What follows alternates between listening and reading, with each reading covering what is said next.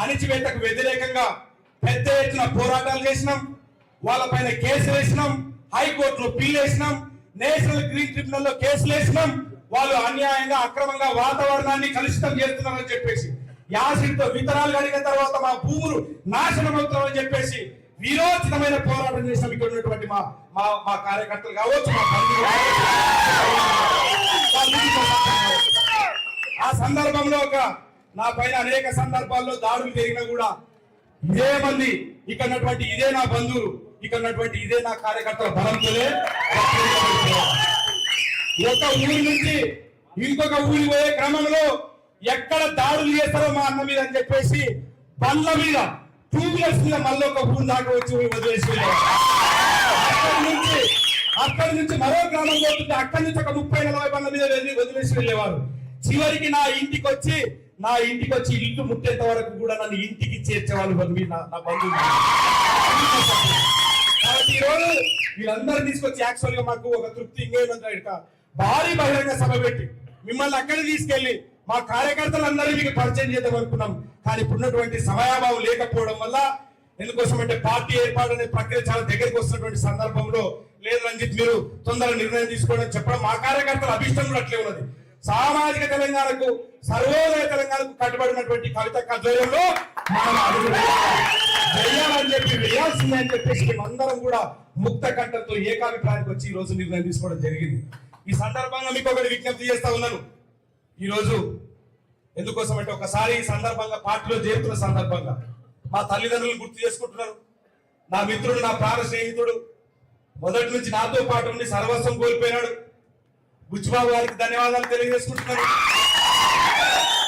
నా భార్యకు, నా కుటుంబ సభ్యులకు, మా అక్కలకు, ఈ రోజు నా దేవుడు ఇచ్చినటువంటి అక్కకు అందరికీ కూడా సందర్భంగా గుర్తు చేసుకుంటున్నటువంటి పరిస్థితి. ఈ రోజు నా పెళ్లి రోజు అయితే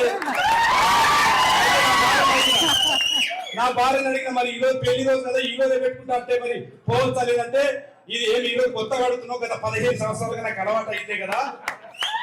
అందులో ఈ రోజు ఒక మహిళగా గర్వపడుతున్నావు, ఒక మహిళ నాయకత్వంలో పనిచేయడానికి వెళ్తున్నావు, మేము కూడా ప్రూవ్ చేసుకోవాల్సిన అవసరం ఉంది, సందర్భం ఉంది అని చెప్పేసి వెళ్ళు అని చెప్పేసి నేను భుజం తట్టి ఇక్కడ పంపించింది. ఈ సందర్భంగా నా భార్య కూడా నేను నా కన్న తల్లి కనిపెంచితే నా రక్తం పంచుకొని నేను ఎవరు రక్తం అయితే పంచుకొనుకుంటున్నానో నా అక్క పెంచింది. నా భార్య నా జీవితంలోకి వచ్చిన తర్వాత అనేక త్యాగాలు చేసింది. ఆ తర్వాత నేను మీ దగ్గరికి వస్తున్నా. ఇప్పుడు అంటే నా జీవితం అంతా మహిళలతో ముడిపడిందని చెప్పడానికి వాళ్ళు చెప్తాను. కాబట్టి వస్తున్నటువంటి క్రమంలో అందరి ఆశీర్వాదం తీసుకొని నేరుగా మీ దగ్గరికి వచ్చి కూడా లోపలి దాకా మీ ఆశీర్వాదం కూడా తీసుకోవడం జరిగింది. ఒకటే ఒక విజ్ఞప్తి, నాకు ఒకటే ఒక కోరిక, మా జిల్లా లోపల నూతన నాయకత్వానికి పునాదులు వేయాలనేటువంటి ఆశతో ప్రతి గ్రామం నుంచి కొత్త నాయకత్వాన్ని ఉండడం తప్ప పాత నాయకత్వం ఇక్కడ ఉన్నటువంటి వాళ్ళు ఏ ఒక్కరు కూడా బంగాళ యొక్క మెట్టు కూడా దొక్కలేదని కానీ తయారు చేసిన కొత్త నాయకత్వాన్ని తయారు చేసినటువంటి సందర్భంలో 2023 ఎన్నికల లోపల ఒక ప్రధాన రాజకీయ పార్టీ టికెట్ ఇస్తున్నటువంటి క్రమం లోపల అనేక కుట్రలు చేసినట్టు తప్పించినారు. ఎక్కడ రంజిత్ కుమార్ కి టికెట్ వస్తే ఇంకా ఎక్కడ లేదు, ఏం లేదు, ఎమ్మెల్యే గెలవక మందికే మాకు అనేక రకాలుగా ఇబ్బందులు పెట్టినాడు, తప్పించాలని చెప్పేసి సేమ్ నా కమ్యూనిటీకి సంబంధించినటువంటి వాళ్ళని, నియోజకవర్గానికి సంబంధం లేనటువంటి వాళ్ళని తీసుకొచ్చి వాళ్ళకి బీఫామ్ ఇచ్చి ఈ రోజు మొత్తం కూడా మళ్ళీ అక్కడ నాయకత్వాన్ని అనదొక్కినటువంటి పరిస్థితి ఉన్నది. ఈ సందర్భంగా మీకు ఒకటి గుర్తు చేస్తా ఉన్నాను. ఈ సందర్భంగా మా జిల్లా చేనేత పరిస్థితి ఎందుకోసం అక్కడంటే చేనేత కార్మికులు అనేక రకాలుగా అక్కడ ఆవేదన చెందుతున్నారు.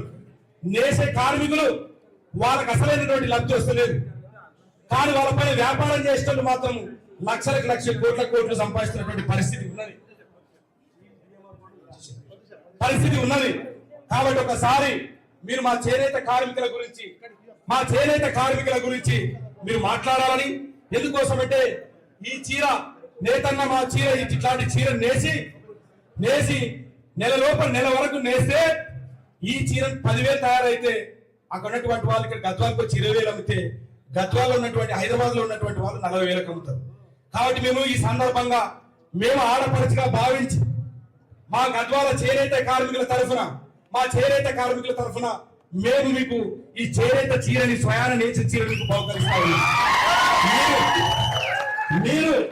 మీరు ఈ చీరను చూస్తున్నప్పుడల్లా మీకు నచ్చితే కట్టుకున్నప్పుడల్లా ఆ చీరను చూసి మా చేనేత కార్మికుల కష్టాలు గుర్తుకు తీసుకురావాలని చెప్పేసి మీకు తీసుకురావాలని జరిగింది. ఈరోజు మా ప్రాంతంలో విత్తనపత్తి రైతులు ఉన్నారు. దాదాపు 40-50 వేల మంది రైతులు ఉన్నారు. 50 వేల మంది శాంపిల్ బ్యాగ్, 50 వేల మంది రైతులు.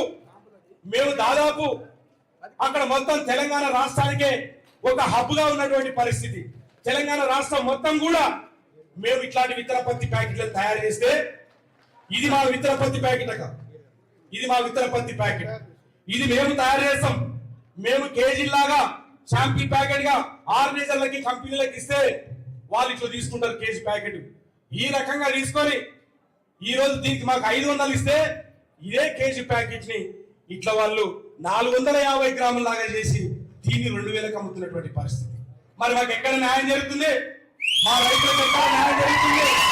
కాబట్టి మీకు ఒకసారి ఈ ప్యాకెట్లు మీకు ఎందుకు ఇస్తున్నారంటే ఒక్కసారి మీరు మా విత్తనపత్తి రైతుల యొక్క గోసలి కష్టాలను పట్టించుకొని రాబోయే రోజుల్లో మా జిల్లాలో ఉన్నటువంటి విత్తనపత్తి రైతుల సమస్యలు తీర్చాలని ఈ సందర్భంగా మీరు ఎందుకోసం అంటే మీరు గద్వానికి వచ్చినప్పుడు మాట్లాడినప్పుడు రైతు సంఘర్షణ సభ మాట్లాడినప్పుడు ఆ రోజు గట్టిగా హామీ ఇచ్చినారు.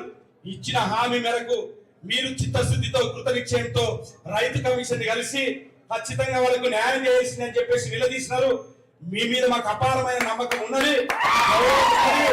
ఎందుకోసం అంటే మిమ్మల్ని నేను నడిగడ్డ హక్కుల పోరాట సమితి జనం పాటల సందర్భంగా మద్దతు ఇచ్చి మీతో పాటు వచ్చినప్పుడు మీలో ఉన్నటువంటి లక్షణాలు చూసిన ప్రజలను ప్రేమించిన వాడే, ప్రజలను హక్కులు చేర్చిన వాడే, ప్రజల యొక్క కష్టాలు వాడే నాయకుడు అవుతాడు.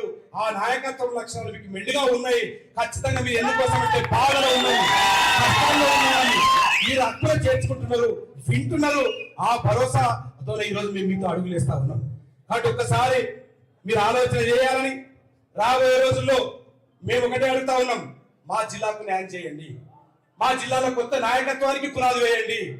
మా జిల్లా విద్యకు వైద్యంకు దూరంకు గురైంది, దాన్ని పట్టించుకుంటారు. ఖచ్చితంగా మీరు ఎందుకోసం అంటే మాకు ఆశాభావం వ్యక్తం చేస్తా ఉన్నాం. 70 ఏళ్ల కుటుంబ పాలనలో మా ప్రాంత ప్రజలు నలిగిపోయినటువంటి పరిస్థితి ఉన్నది. DKR గారు ఏళ్లు కాంగ్రెస్ పార్టీలో ఉన్నది. ఎమ్మెల్యే వస్తారు నిలబడకపోయేసరికి ఎంపీ అప్పుడు రాత్రి ఢిల్లీ పోయి కండువా కప్పుకొని అస్తం గుర్తుతో చెయ్యి ఊపుకుంటూ పోయి పువ్వు గుర్తు పట్టుకొని ఢిల్లీ నుంచి దిగింది విమానాశ్రయం. మేము మాత్రం వాళ్ళ గురించి కొట్లాడుకుంటున్నాం. సొంత అన్నదమ్ములం కొట్లాడుకుంటాం అత్తాల కోసం. ఒక అన్న ఇక్కడ ఉంటాడు, ఒక తమ్ముడు ఇక్కడ ఉంటాం. వాళ్ళ కుటుంబ పాలన గద్దెనెక్కించడానికి సొంత అన్నదమ్ములం, సొంత తల్లి పిల్లలం నెత్తులు వలగొట్టుకొని ఎట్ల పంచాయతీల సావులకు కూడా పరిస్థితి వాళ్ళ గురించి. మేమేమో వాళ్ళ గురించి రక్తం ఓడేలా మేము కొట్లాడుతుంటే, మేమేమో సొంత అన్నదమ్ములు మాట్లాడుకోకుంటే, వాళ్ళేమో రాత్రికి రాత్రి పార్టీలు మారుతున్నాం. వాళ్ళకి సిద్ధాంతాలు లేవు, మాకు మాత్రమే సిద్ధాంతాలు. ఒకవేళ మేమే గనక నా తమ్ముడో నా అన్ననో లేకుంటే మాకు దూరం బంధువు ఒకరు అవతలు తిరిగినారనుకో, ఏమ్రా నువ్వు అన్నో కదుకు తమ్ముడో కదుకు యాక్షన్ చేస్తున్నారా, మీరు యాక్షన్ చేస్తున్నారా అని వాళ్ళు మాత్రం మమ్మల్ని ప్రశ్నిస్తారు. కానీ వాళ్ళు మాత్రం వాళ్ళు మాత్రం ఎప్పటికప్పుడు మారుతుంటాడు. రంజిత్ కుమార్ గట్టిగా పోరాడేసరికి DKR గారు అక్కడ నిలబడకుండా అక్కడి నుంచి వదిలేసి అస్త్ర సన్యాసం చేసి అల్లుని గెలిపించమని వెనక ఉన్న కార్యకర్తలకే అల్లునికి ఓట్లేండి అని చెప్తుంది అత్త. అల్లుని అధికారులు వచ్చిన తర్వాత వాళ్ళ అత్తవి మామవి అక్రమ వ్యాపారాలు ఇసుక దందా అట్లే కొనసాగుతుంటాయి. కానీ వెనక ఉన్న కార్యకర్తలు మాత్రం అనగదొక్కుతున్నటువంటి పరిస్థితి. ఈ రోజు నడిగడ్డ హక్కుల పోరాట సమితి వల్ల, మా పోరాటం వల్ల ఈ రోజు బంగాళాఖాత కుర్చీ వేసే పరిస్థితి వచ్చిందంటే ఈ సందర్భంగా మీ దృష్టి తీసుకొస్తున్నాం. ఈ రోజు నడిగడ్డ హక్కుల పోరాట సమితి వల్ల వాళ్ళ పార్టీల లోపల బీసీలను కుసం పెట్టుకుంటున్నారంటే కారణం నడిగడ్డ హక్కుల పోరాట సమితి.